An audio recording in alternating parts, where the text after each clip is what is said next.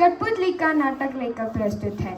इस नाटक की पहली किरदार है एक केस वाली जिसकी एक बाल थे, इसलिए उसे सभी एक ही बुलाते थे। अगली किरदार है दोन केस वाली जिसके दो बाल थे, इसलिए सभी दुक्की बुलाते थे। बाकी किरदार है अम्मा और बाबा और एक मुरझाई हुई मेहंदी की झाड़ी, एक मैयल सी गाय और एक बूढ़ी अम्मा जो एक झोपड़ी के अंदर रहती थी। इक्की और दुक्की अपने अम्मा बाबा के साथ छोटे से घर में रहती थी। दुक्की बड़ी घमंडी थी क्योंकि उसके दो बाल थे।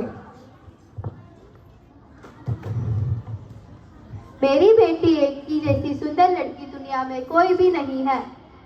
बाबा, उनको सोचने की फुर्सत ही कहाँ। एक दिन इक्की घने जंगल में गई।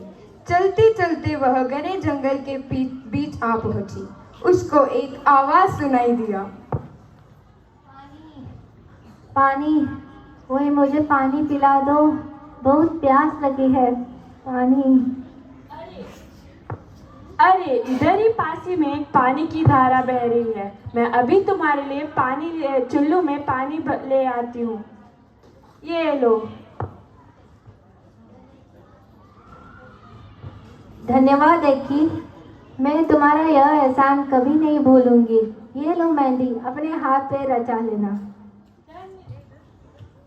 धन्यवाद।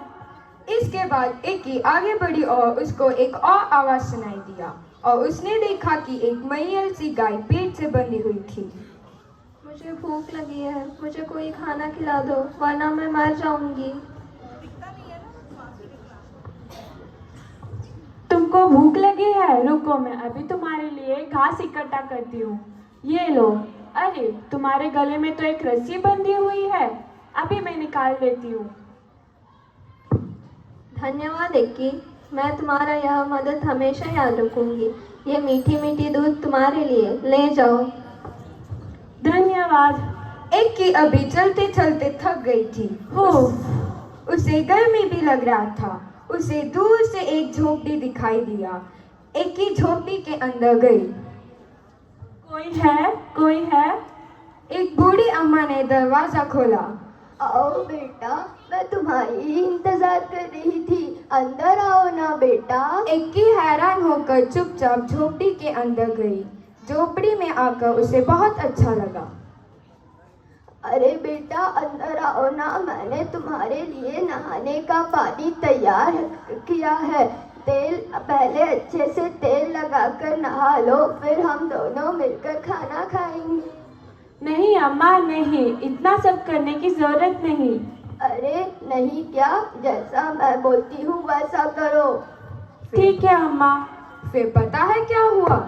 इक्की ने जैसे ही अपने सिर से तौलिया खोला, उसके सिर पर एक नहीं बल्कि बहुत सारे बाल आ गए थे। वह इतनी खुश हो गई कि खाना पीना न खा पाई, सिर्फ बूढ़ी अम्मा को धन्यवाद ही करती रही। धन्यवाद अम्मा, धन्यवाद। आज मैं सबसे ज्यादा खुश हूँ। अरे बेटा, अब तुम घर जाओ और हमेशा ऐसे ही खुश रहना। ठीक है अम्मा, मैं अभी घर जाके अम्मा बाबा को सभी चीजें बताती हूँ।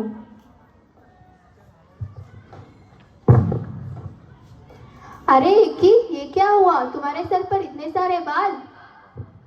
हाँ अम्मा, आपको पता है आज क्या हुआ? मैं ना एक बूढ़ी अम्मा के घर को गई थी और जैसे ही मैं उनके घर को गई तो उन्होंने मुझे बोला कि तुम जाके नहा लो। और जैसे ही मैं नहा के बाहर निकली तो मैंने देखा मेरे सर पे सारे बाल आ चुके थे।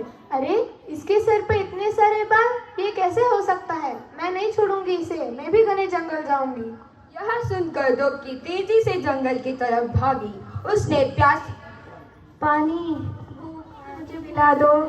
उसने प्यासी झाड़ी और भूखी गाय की पुकार भी नहीं सुनी। अरे ओ बुढ़िया, मुझे नहाने के लिए पानी तैयार कर।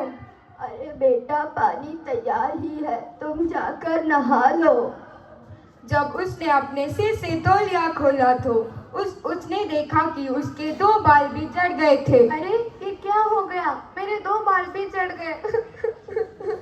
वह रोते रोते अपने घर चली गई। उसको रास्ते में गाय ने सिंग मार दिया और मेहंदी की झाड़ी ने कांटा चुभा दिया।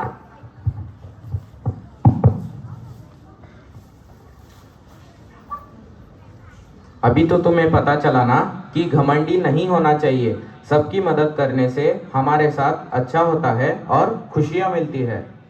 इसके बाद दुक्की ने सबक सीख लिया था। वह दोनों अपने अम्मा बाबा के साथ खुशी खुशी रहने लगे। धन्यवाद। धन्यवाद।